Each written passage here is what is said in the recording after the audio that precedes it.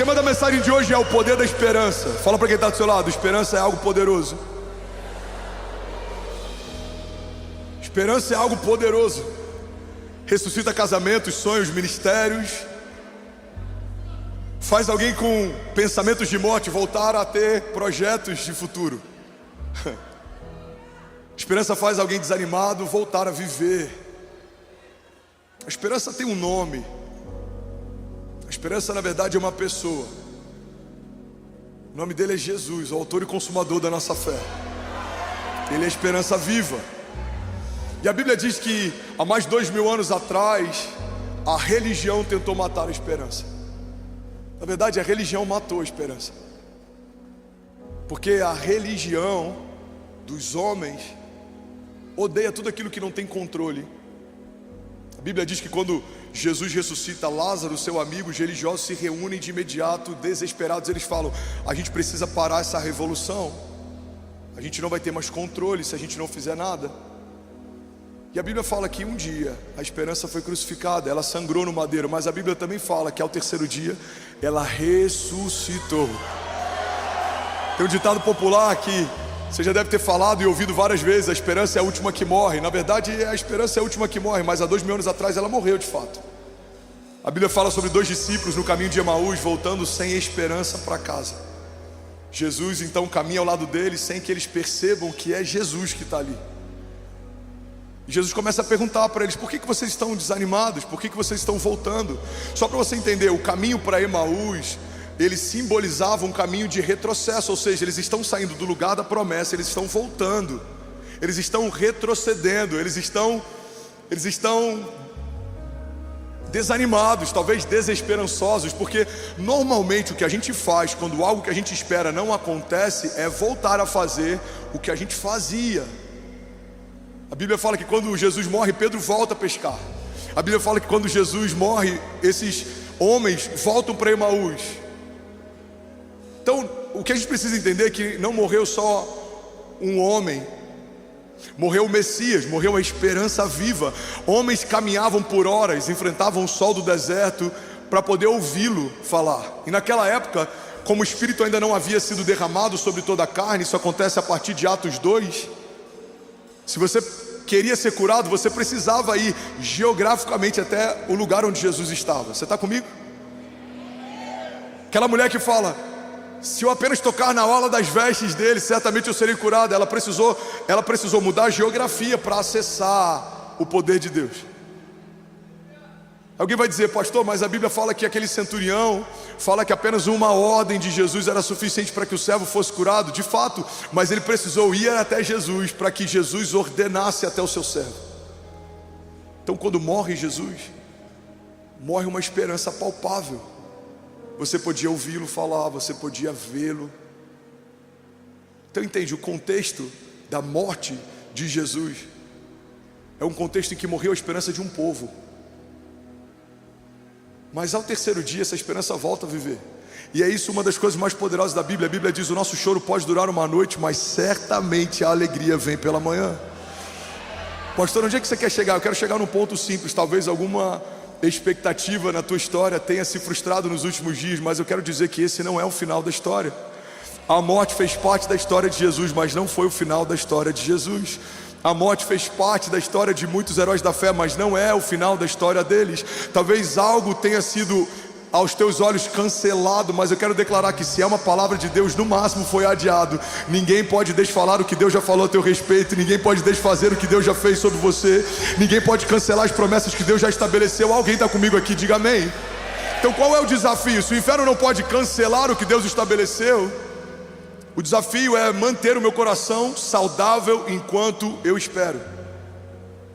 Porque o inferno não vai, Bruno, cancelar promessas.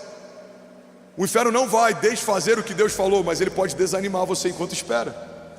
A Bíblia fala sobre tudo o que se deve guardar. Guarda o teu coração, porque dele procedem as fontes de vida. O problema não é um ventre estéril. O problema é se essa mulher em algum momento desistir de crer no milagre de que um dia ela vai ser mãe.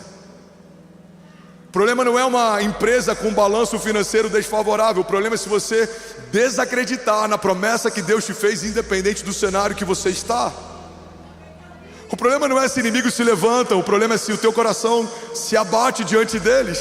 Porque o inferno faz muito bem o que foi chamado para fazer. A Bíblia diz que o nosso inimigo está ao nosso derredor buscando quem possa tragar. A Bíblia diz que ele veio para roubar, matar e destruir. Irmão, e uma das coisas que o inferno mais rouba em nós nos dias atuais é a nossa alegria e a nossa esperança. Segundo a OMS, existe uma nova pandemia, mas ela não é viral. Tem mais pessoas que vão ser acometidas de doenças psicossomáticas, de variáveis da ansiedade, de problemas emocionais até 2030, do que qualquer outra doença, gripe ou resfriado no planeta. Eu não sei se é coincidência ou não que essa projeção da OMS acontece justamente quando se completa a Agenda 2030, mas o ponto é, em 2030, segundo a OMS, cada 10 pessoas que você conhece, se eu não me engano 7 ou 8, vão estar enfrentando algum tipo de desafio emocional. Irmão, nunca foi tão necessário uma palavra como a palavra que o Evangelho carrega, porque o Evangelho fala a respeito de uma esperança viva. Alguém está comigo aqui? Diga amém. Tem um escritor israelense, eu não sei como se pronuncia o nome dele, Harari, talvez algo do tipo, é um best-seller mundial. E ele escreveu um livro chamado Homo Deus, e ele fala sobre projeções a respeito do futuro. E esse cara é contratado por grandes corporações para fazer projeções sobre o futuro. Ele é muito bom nisso. E eu não concordo com a literatura dele em grande parte, mas tem algo que me chamou a atenção. Ele diz que grande parte da expectativa de toda a humanidade ao longo da história foi sanar as doenças e lidar com a fome. Ele fala que pela primeira vez na história a gente zerou esse quadro, porque a gente hoje tem mais pessoas enfrentando doenças pelo excesso de comida do que pela falta dela. Tem mais pessoas tirando a própria vida do que pessoas morrendo em todas as guerras somadas. A gente olha para as guerras que acontecem no Oriente Médio, a gente olha para alguns desafios que acontecem no Rio de Janeiro ou em outros lugares, em outras nações. Irmão, tem mais gente escolhendo morrer do que morrendo. E esse cara ele fala o seguinte: chegamos num ponto neutro. E existe agora uma nova expectativa para o futuro. E ele fala que toda a corrida da humanidade vai ser em busca de felicidade, divindade e eternidade. Quando eu li isso eu falei, o Evangelho carrega todas as respostas para todas essas angústias. O Evangelho é uma palavra de vida eterna. Para onde iremos nós se só tu tens as palavras de vida eterna? O Evangelho é o que nos gera felicidade, porque felizes são, o Sermão do Monte é felizes são os pacificadores, felizes são, bem-aventurados são. A palavra de Deus diz: o homem que teme ao Senhor será feliz e próspero em tudo que ele fizer. Terá sua esposa sentada junto à mesa como uma videira frutífera, os seus filhos assentados ao redor da mesa como brotos de oliveira, e será como uma árvore plantada junto ao ribeiro das águas, que as suas raízes se estendem, tudo que ele faz prospera. Mesmo em tempos de seca, suas folhas permanecem verdes, e ele dá o fruto certo no tempo certo. Alguém está comigo? Diga amém. Então entenda algo, irmão, que o mundo está em busca. Se você crer em Jesus, você já encontrou. Eu tenho uma boa notícia para você: aquilo que a tua alma ansiava e procurava em vários lugares, você encontrou. Aquilo que a gente procurou em pessoas, em bebidas, em vícios, em ambientes, eu quero declarar em nome de Jesus, você encontrou. Na verdade, Jesus encontrou você. Você estava como aquele homem ferido no meio do caminho, mas um bom samaritano te encontrou no meio do caminho. Ele pagou a nossa dívida, ele derramou sobre você um óleo novo. Alguém está comigo aqui nessa manhã, em nome de Jesus? Eu vim aqui declarar que a esperança que nós carregamos, ela não vai ser roubada. A esperança e em quem nós ancoramos a nossa expectativa não vai ser transicionada. Não deixaremos de esperar em Jesus para esperar em homens, em relacionamentos. Mulheres, olha para mim, tem muita mulher frustrada porque está esperando que o outro preencha em si algo que só Deus pode preencher. Não é um homem que vai preencher o teu vazio, é Jesus que vai fazer isso por você. Homens, olhem para mim, tem muito casamento que tinha tudo para ser extraordinário e não está durando muito, porque duas pessoas incompletas estão esperando que o outro complete a si. Na verdade, o casamento não é uma resposta para que ninguém complete o teu vazio. Casamento é uma decisão em que duas pessoas completas decidem transbordar. Um homem que sabe quem é e o que carrega, enquanto uma mulher que sabe quem é e o que carrega, e decidem transbordar. Alguém está comigo? Diga amém. A gente coloca expectativa em coisas, em lugares, em conquistas. Estava esses dias conversando com alguém, eu não lembro quem era, e ele disse: pastor, eu nunca vi, pode existir, mas eu nunca vi uma notícia de um morador de rua que tirou a própria vida. Mas a gente ouve o tempo inteiro notícias de milionários que tiraram a própria vida. Durante a pandemia, bilionários tiraram a própria vida porque se tornaram milionários. E ele falou: você já parou para perceber isso? E eu fiquei pensativo com aquilo, porque de fato, algumas das notícias que eu já ouvi e me abateram são a respeito de pessoas que do lado de fora a gente olhava e eles conquistaram tudo que a gente acha que preencheria o vazio de alguém. Mas, irmão, guarda isso aqui em nome de Jesus. Quando você alcança o sucesso que um dia você achou que te preencheria, você percebe que ele não mudou nada no teu vazio, isso gera uma angústia absurda. Tem gente que não consegue conviver. Não existe nada pior do que o vazio de uma vida sem propósito. Você não foi chamado para viver uma vida qualquer, você não foi chamado para ter conquistas qualquer. Pastor, você está falando que eu não tenho que conquistar? Não, você tem que conquistar todas as coisas que o Senhor preparou para você. Você tem que ser o melhor profissional, você tem que prosperar, você pode todas as coisas naquele que te fortalece. Mas a gente precisa entender que não é isso que vai preencher o nosso vazio. Isso é só o transbordo porque a gente está cheio. Não é porque você vai conquistar que você vai se sentir bem. Não, você se sente bem. Jesus encheu você, você foi preenchido, você foi sarado. E porque você caminha em plenitude, todas essas coisas lhe serão acrescentadas. Você não vai fazer força, as portas vão se abrir, coisas vão acontecer, o Senhor vai te favorecer. Uma das coisas que a gente mais vê acontecendo a partir de o favor de Deus é homens improváveis sendo colocados em lugares altos. A Bíblia diz que aquele que é fiel no pouco, sobre o muito será colocado. Alguém está comigo aqui? Diga amém. Então existe uma esperança viva, e é ela que a gente precisa perseguir. Quem é essa esperança? Se chama Jesus, o autor e consumador da nossa fé, o leão da tribo de Judá, o Deus da nossa provisão, o Deus da nossa salvação. E é sobre isso que eu quero falar nessa manhã. Alguém está comigo? Diga amém. Sabe, existem duas coisas extremamente contagiosas: o medo e a esperança. Você precisa escolher qual delas você vai carregar. Tem gente que você não consegue ficar 10 minutos e você já sai de lá achando que tudo vai dar errado. Tem pessoas que, se você for tomar um café, você só vai ouvir dele notícias ruins. Mas tem pessoas, irmão, que às vezes estão piores do que a gente está em algum aspecto, mas 10 minutos de convívio com eles faz a gente voltar a ter esperança. Porque você não pode dar o que você não tem. Se você carrega esperança, as pessoas que caminham com você vão sair depois do encontro com você com mais expectativa para o futuro. Mas se você carrega medo, você vai viver preocupado com o futuro. Uma das coisas que precisa ser um termômetro na nossa história é a palavra futuro. Quando a palavra futuro é comentada, ela te assusta ou ela te inspira? Quando o termo futuro é comentado, ele te deixa preocupado ou ele te deixa excited, ele te deixa extasiado, ele te deixa com expectativa? Irmão, todas as vezes que alguém fala sobre futuro, algo dentro de mim desperta, porque é para esse lugar que nós fomos chamados. A fé fala a respeito de uma dinâmica de antecipação. Tratamos as coisas que não são como se já fossem. O que é a fé se não uma expressão de esperança? As pessoas olham uma porta fechada, a gente está celebrando porque crê que pelos olhos da fé ela já se abriu. As pessoas veem um problema, a gente está celebrando porque a gente crê que pelos olhos da fé já se tornou testemunho. As pessoas olham um gigante, a gente está celebrando porque a gente crê que pelos olhos da fé já foi derrotado. As pessoas olham tempestade, a gente está celebrando porque a gente crê que pelos olhos da fé as ondas vão se acalmar e os ventos vão se aquietar. As pessoas olham uma fornalha aquecida várias vezes mais, a gente está dançando com Jesus porque a gente sabe que em algum momento o quarto homem da fornalha vai vir em nosso socorro para dançar com a gente no fogo também.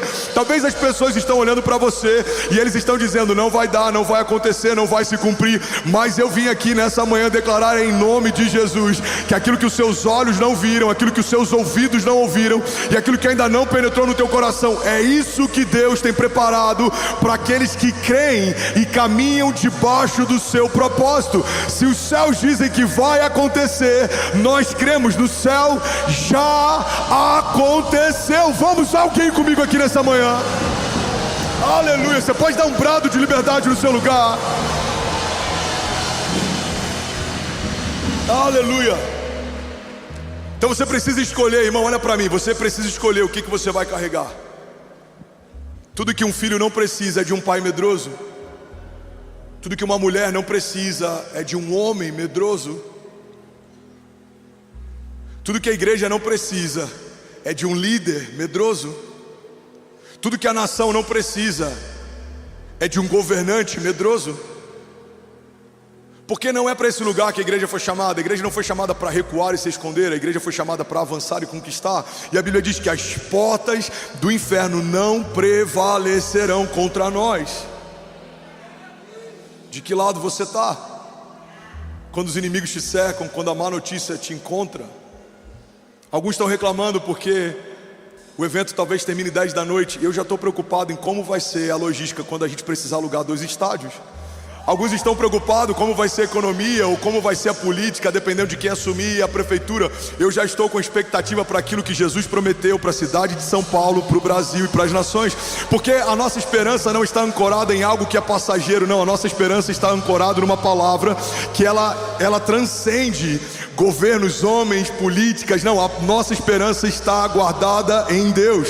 É da palavra que sai da boca dele que o nosso destino está sendo liberado. É aquilo que Deus fala que vai construir a nossa jornada de fé. Alguém está comigo aqui? Diga amém. A Bíblia diz que os ímpios fogem sem que haja ninguém a persegui-los, mas os justos são ousados como um leão. Tem alguém ousado como um leão aqui nessa manhã? Tem alguém pronto para viver os sonhos de Deus aqui nessa manhã? Você pode dizer amém no seu lugar. Sabe, muitas revoluções foram geradas a partir de esperança. Muitas revoluções nesse último século foram geradas através de esperança. Em 1963, milhares de pessoas se reuniram numa marcha pelos direitos civis e uma frase ecoava e liderava essa revolução: I have a dream. Um homem sonhava e decidiu compartilhar o sonho que tinha. E uma geração passou a sonhar o sonho dele também. Mas antes desse sonho ser um sonho dele, era um sonho de Deus. Guarda isso aqui, irmão. Deus está sempre à procura de alguém que possa compartilhar os seus sonhos. E se os portadores dos sonhos de Deus souberem comunicá-lo bem, uma geração inteira vai passar a sonhar aquilo que Deus te chamou para sonhar também. Porque os sonhos de Deus são contagiosos. Você vai balbuciar isso para alguém próximo, e daqui a pouco você vai compartilhar numa mesa íntima, e daqui a pouco você vai falar nos corredores, e daqui a pouco uma geração está ouvindo aquilo que Deus falou com você no seu lugar secreto. A Bíblia fala que José um dia recebe um sonho de Deus, e ele compartilha com seus irmãos. E a Bíblia diz que os irmãos de José passam a odiá-lo ainda mais. Sonhadores, olhem para mim, guarda isso aqui. Os seus sonhos vão gerar resistência, os seus sonhos vão gerar perseguição, os seus sonhos vão gerar denúncia. Porque todas as vezes que alguém está sonhando um sonho de Deus, denuncia alguém que está sonhando um sonho sobre si. Você está sonhando uma cidade, alguém está sonhando a sua própria casa. Você está sonhando uma geração, alguém está sonhando os seus próprios sonhos. Todas as vezes que um homem de Deus está sonhando um sonho de Deus, isso denuncia quem parou de sonhar. Então os irmãos de José não têm um problema com José, mas os irmãos de José não conseguiram conviver com o tamanho do sonho de José. Mas o sonho de José não começa em José, começa em Deus. Deus dá para José e algo acontece. Está comigo? Diga amém. José é rejeitado porque carrega os sonhos de Deus. José é vendido porque carrega o sonho de Deus. José é escravizado porque carrega o sonho de Deus. Mas em algum momento na história, a Bíblia diz que no meio da prisão José é lembrado porque ele interpretava os sonhos. Irmão, a mesma linguagem que o inferno vai tentar usar para te abater, é nesse lugar que Deus vai te redimir. Se o inferno tentou abater um sonhador, Deus agora levanta um sonhador para governar. Talvez em algum momento da história julgaram os teus sonhos, julgaram aquilo que você tinha expectativa, julgaram aquilo que você tinha esperança. A pior coisa que você pode fazer é dar acesso a quem não te dá destino. A pior coisa que você pode fazer é levar em consideração um comentário de alguém que não estava com você quando você estava sendo gerado. Alguém que não estava com você quando você estava ouvindo os sonhos de Deus. Lagoinha Alphaville, ouve isso aqui, guarda com carinho em algum lugar no teu coração. Muitas vezes não vivemos os sonhos de Deus porque esperamos a aprovação de alguém para começar aquilo que o Deus que prometeu já aprovou enquanto prometia. Deus não promete algo e depois avalia se vai acontecer, não. Enquanto Ele fala, algo já está acontecendo. Mas muitas vezes ancoramos a nossa esperança e a nossa expectativa na aprovação de homens. Se a aprovação te move, irmão, a rejeição te para. Se é a aprovação de alguém que vai te manter feliz, se é o aplauso de alguém que vai te manter feliz, pode ter certeza que quando as palmas não estiverem lá, você vai pensar em desistir.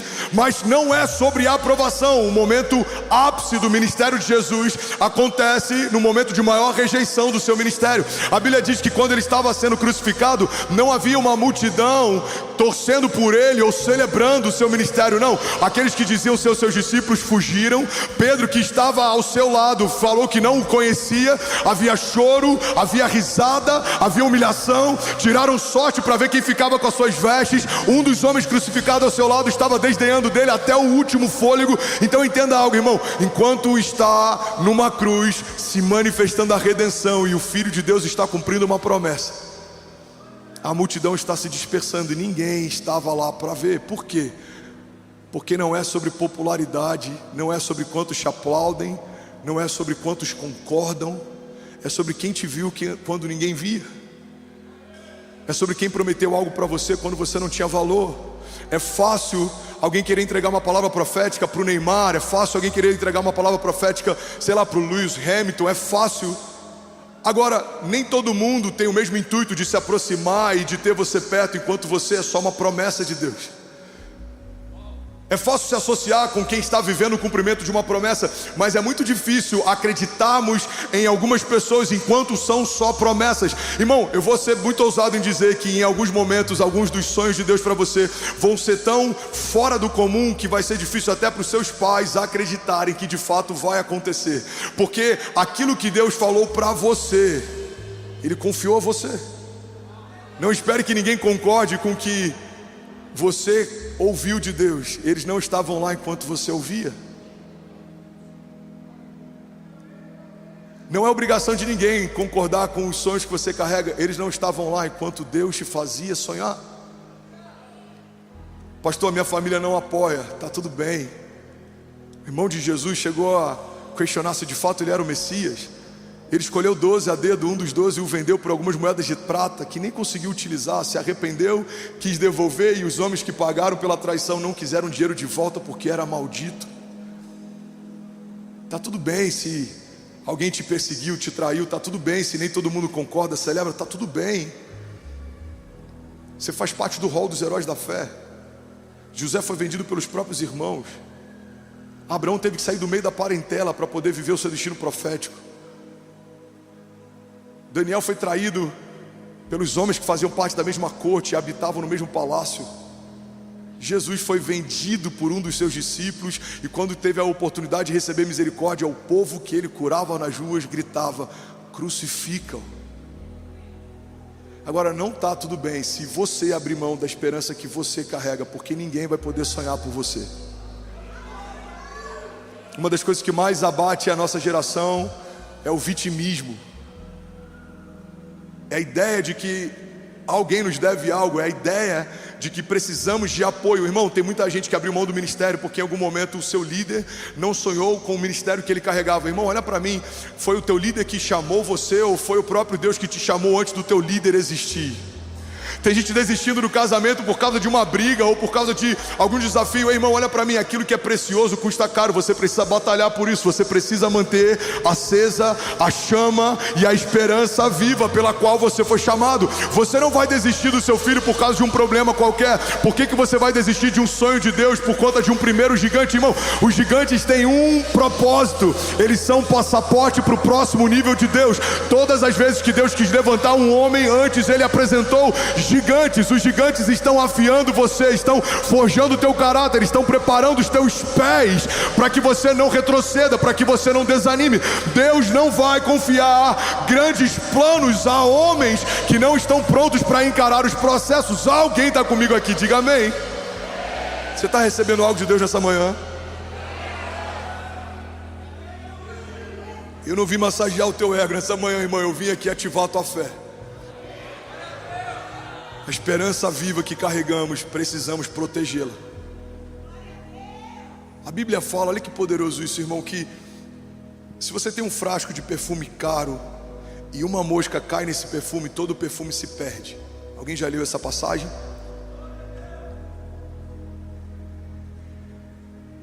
Os vitimistas vão dizer, a culpa não é minha, a mosca que quis cair ali. Mas homens de Deus vão reconhecer, só caiu algo que contaminou o meu bom perfume, porque eu deixei de tampá-lo. Só pode contaminar o teu coração se você tiver alguma brecha ou acesso para que contaminem. Só conseguem roubar a tua alegria se você der alguma brecha ou acesso para que alguém roube. Muitas vezes sentamos em mesas que não deveríamos sentar, ouvimos conselhos de quem não deveríamos ouvir, nos cercamos de pessoas que não deveríamos nos cercar. A Bíblia fala que feliz é aquele que não anda segundo os conselhos dos ímpios. Igreja, olha para mim. O que mantém a nossa esperança de pé é ouvir a palavra de Deus. O que você precisa? É ouvir um pastor? Depende, se esse pastor fala sobre a palavra de Deus, isso pode te ajudar. Mas tem muitos pastores que de vez em quando pincelam a palavra de Deus só para trazer algum tipo de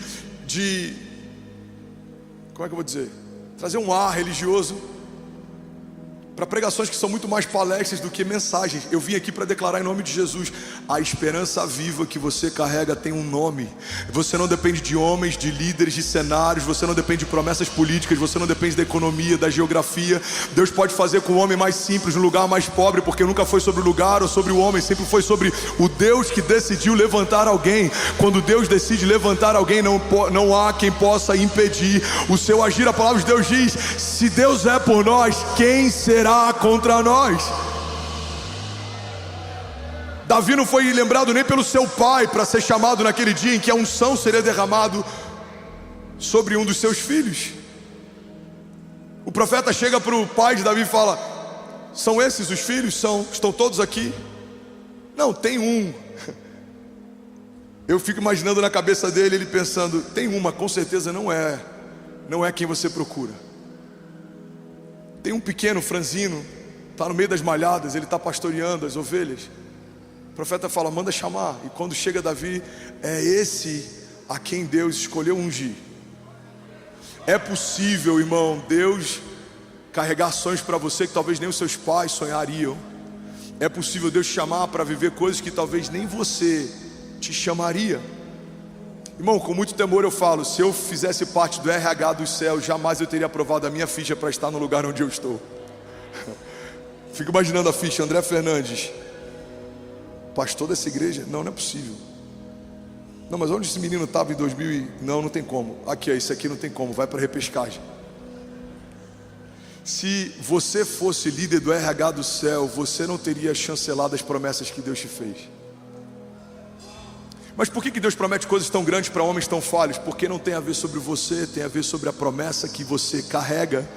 Quanto mais improvável é, mais glorioso se torna o seu testemunho, porque as pessoas vão reconhecer: cara, não tinha como ele viver o que ele está vivendo, só Deus poderia fazer o que está fazendo. Quanto mais improvável o seu testemunho, mais Deus é glorificado. Alguém está comigo aqui nessa manhã? Vamos, já somos 25 mil famílias online, França, Angola e Canadá acabou de conectar. Vamos lá conhecer, será que alguém nessa manhã pode fazer barulho? Aleluia! Aleluia! Aonde eu ancoro a minha esperança? Alguns ancoram no histórico. Por isso vemos tantas pessoas velhas de igreja frustradas quando veem jovens vivendo os sonhos de Deus. Não é possível que alguém com 5 anos de conversão esteja vivendo o que eu não estou vivendo 20 anos da igreja. Pois é, aquilo que você vai viver não está chancelado pelo seu currículo gospel ou pelo seu histórico. Não é pela história passada, é pela esperança viva. Conheço caras extraordinários que têm mais teologia, mais história, mais tempo de igreja, mas em algum momento ancoraram a sua expectativa mais num sistema religioso do que em uma promessa de Deus. Ainda estão esperando que alguém no sistema os veja, ainda estão esperando que alguém no sistema os levante. Irmão, você não depende de nenhum sistema, muito menos do religioso. Você só depende de uma palavra. Jesus escolhe homens que o sistema não escolheria. Jesus era uma falha no sistema. Jesus era uma falha no sistema. O Filho de Deus não veio para a terra como os judeus esperavam que ele viesse. É por isso que gerou tanta frustração. O Filho de Deus vem como um homem comum, escolhe homens comuns, tem uma jornada comum, nasce num lugar comum, mas o que ele viveu em Deus foi algo inusual, sobrenatural, incomum, surreal. E é isso que Deus tem para você. Talvez a tua história seja uma história comum, a tua casa seja uma casa comum, a tua origem seja uma origem comum, o lugar onde você nasceu seja um lugar comum, mas Deus não te chamou para viver uma história comum. Deus é especialista em pegar coisas normais, naturais e transformá-las em uma jornada sobrenatural, para que a glória dele se manifeste através do seu testemunho, para que todos olhem e vejam que Deus ainda faz milagres, Deus ainda muda histórias. Alguém está comigo aqui em nome de Jesus? Diga amém. 1989, uma nova revolução foi gerada através de esperança. Eu tenho 7 minutos para acabar essa mensagem. Alguém consegue ouvir mais 7 minutos? Diga amém. Ainda bem que eu vim, Jesus. O dia que você estava, em 1989, eu tinha 1 ano de idade, e o muro que dividia a Alemanha estava sendo derrubado, porque uma esperança gerou uma revolução, e uma revolução afetou uma geração, e o mundo inteiro, conectado pela TV, assistia junto à queda de um muro que gerava a divisão de um povo. 1991, fim do apartheid. Uma nação se tornou palco de uma revolução que o mundo inteiro assistiu. Um homem que foi preso por muito tempo se torna o líder de uma revolução social, cultural, civil, que muda a história das nações. Agora, eu poderia ficar horas aqui falando de revoluções que foram geradas a partir de uma esperança, mas nenhuma delas se compara à revolução que o Evangelho gera. Porque o Evangelho não muda uma classe social, o Evangelho não muda uma nação, um país, o Evangelho não muda um conjunto de leis, o Evangelho muda a natureza de um homem, de escravo para filho. É por isso que o Evangelho nunca foi sobre melhorar quem somos. Irmão, olha para mim em nome de Jesus. Tem muita gente fazendo um desserviço em nome do Evangelho. Tem muita gente que acredita na ideia de que o Evangelho veio para melhorar você. Não, o Evangelho não veio para melhorar você. O Evangelho veio para transformar você. A palavra de Deus diz: transformai-vos pela renovação do vosso entendimento, para que possam experimentar qual é a boa, agradável e perfeita vontade de Deus.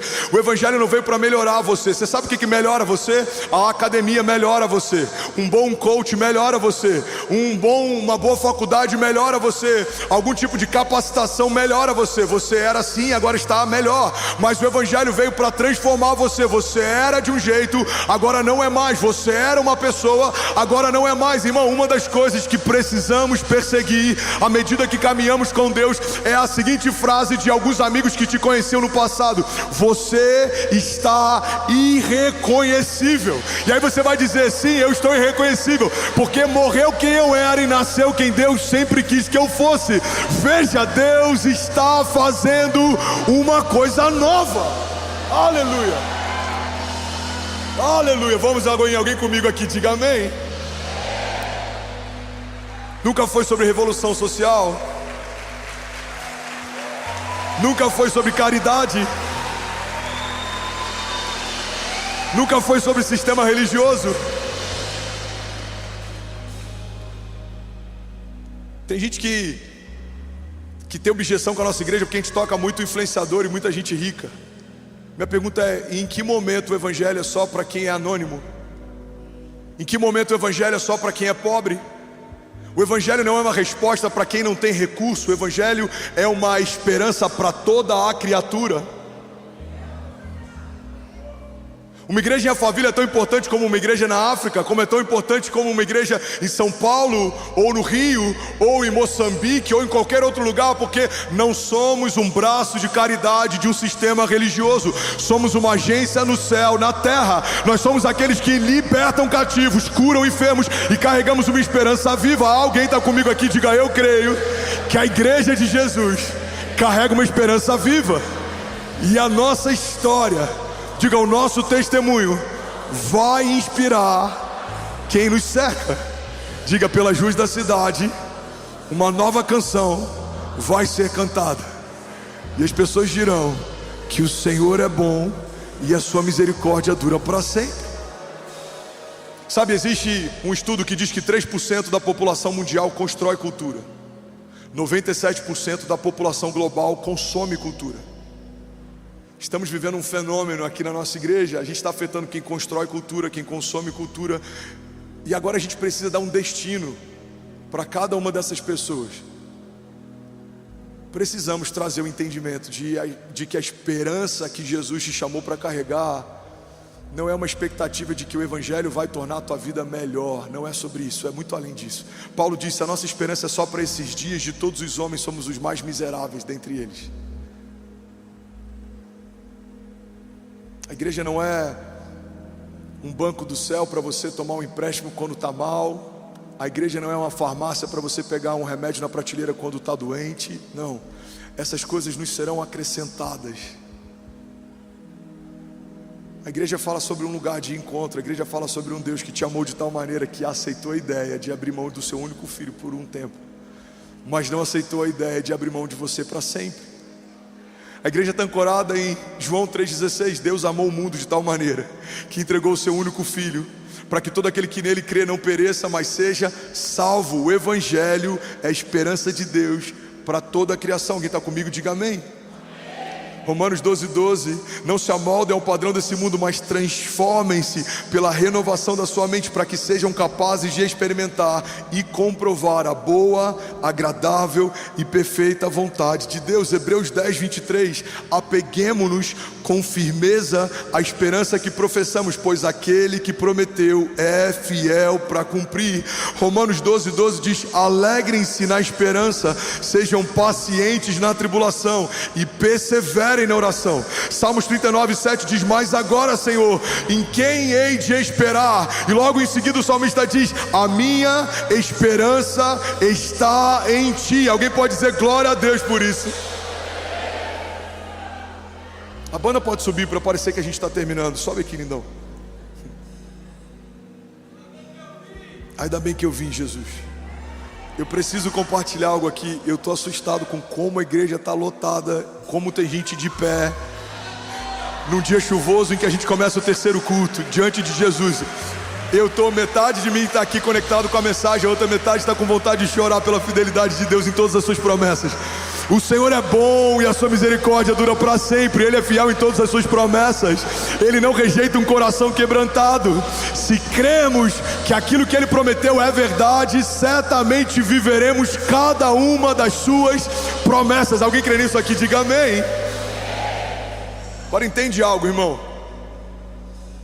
A esperança te torna um portador de algo que vai além de você. Se você escolher carregar a esperança, você vai ter agora um novo comissionamento. Você vai precisar derramar a esperança, porque no Evangelho, guarda isso aqui, o milagre nunca é fim, o milagre sempre é meio. A mulher que foi curada ao tocar nas vestes de Jesus, o testemunho dela ecoa até hoje. 2000 anos se passaram, a gente ainda está falando daquele dia. Pedro anda sobre as águas, ele sai do barco, por um momento até afunda, mas mesmo voltando molhado, ninguém pode falar que viveu com Jesus aquilo que só Pedro viveu. Até hoje a gente está falando daquele dia. Você pode lembrar do paralítico que foi içado de um telhado, você pode lembrar dos leprosos que foram curados, você pode lembrar de qualquer milagre que aconteceu na história. Guarda isso aqui, irmão, nenhum deles terminou neles, mas passou por eles. A pior coisa que a gente pode fazer é reter aquilo que Deus está fazendo. O seu testemunho tem um propósito, ele precisa ir além de você. Então quando você carrega esperança, você se torna uma carta viva. É sobre isso que eu ia pegar hoje de manhã. Eu tinha um sermão inteiro sobre o poder do testemunho, mas Deus me levou a falar sobre o poder da esperança. E eu creio que alguém aqui está precisando disso para romper. Você está comigo? Faz sentido? Mas a esperança, ela afeta o nosso testemunho. Quando você carrega a esperança, você se torna uma carta viva. 2 Coríntios 3:2 diz assim: vocês mesmos são a nossa carta, escrita no nosso coração, conhecida e lida por todos. Vocês demonstram que são uma carta de Cristo, resultado do nosso ministério, e escrita não com tinta, mas com o Espírito do Deus vivo, não em tábuas de pedra, mas nas tábuas de corações humanos. Tal é a confiança que temos diante de Deus. Vamos ler até o versículo 6. Por meio de Cristo, não que possamos reivindicar qualquer coisa com base nos nossos próprios méritos, mas a nossa capacidade vem de Deus, versículo 6. E Ele nos capacitou para sermos ministros de uma nova aliança, não da letra, mas do Espírito, pois a letra mata, mas o Espírito vivifica.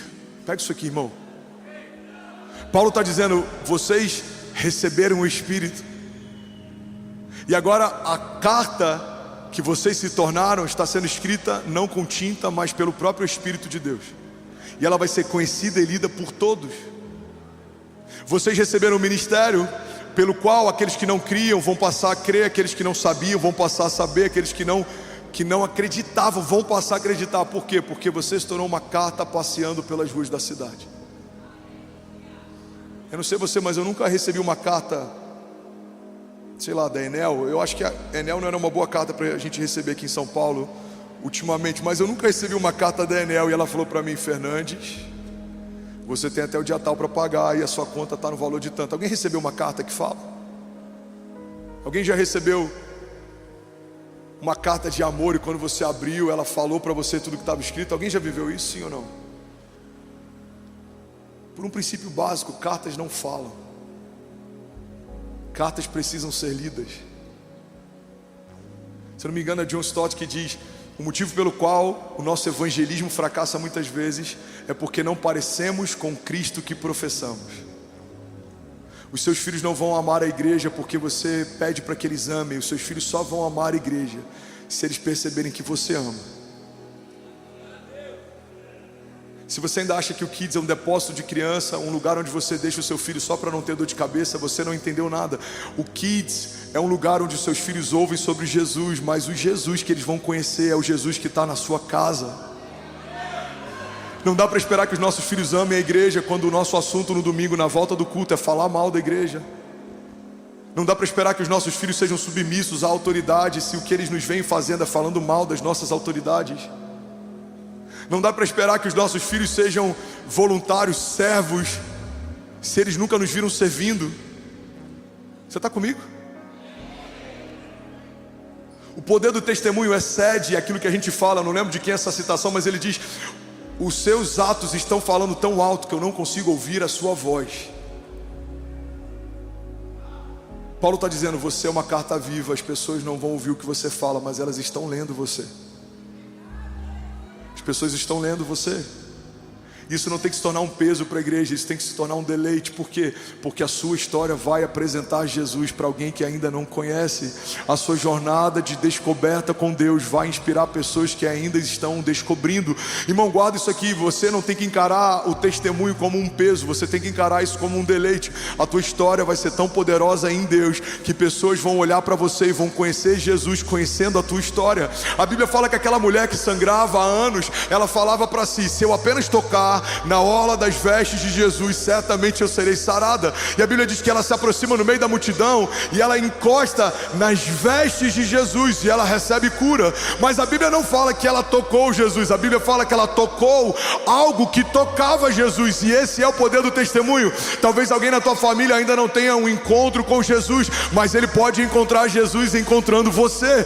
Talvez alguém, os seus filhos, alguém na tua casa, talvez o teu marido, a tua esposa, pessoas da tua empresa ainda não tiveram um toque em Jesus, mas eles podem tocar Jesus quando tocarem você. E é isso que eu quero profetizar sobre você em nome de Jesus. Eu quero te convidar a ficar de pé, fechar os seus olhos, curvar a sua cabeça, e eu quero declarar, e algumas liberações que eu quero fazer nessa manhã vão ativar o teu ministério, o teu chamado, a tua casa. E daqui a alguns anos você vai dizer: pastor, naquela manhã, naquele domingo chuvoso, Deus me fez voltar a sonhar os sonhos de Deus. A minha família foi tocada e eu passei a viver de milagres. milagre em milagre, de glória em glória, de romper em romper. E aí, tudo bom? Você acabou de assistir uma mensagem aqui do nosso canal. Eu tenho certeza que ela te edificou e que ela vai gerar algo novo em você. E a gente separou mais 2 vídeos, eu quero deixar essas indicações aqui para você continuar queimando com Jesus. E eu quero muito te fazer um pedido também. Se essa mensagem te edificou, comenta aqui embaixo, segue o canal, me ajuda a compartilhar para que mais pessoas sejam tocadas também. Deus te abençoe.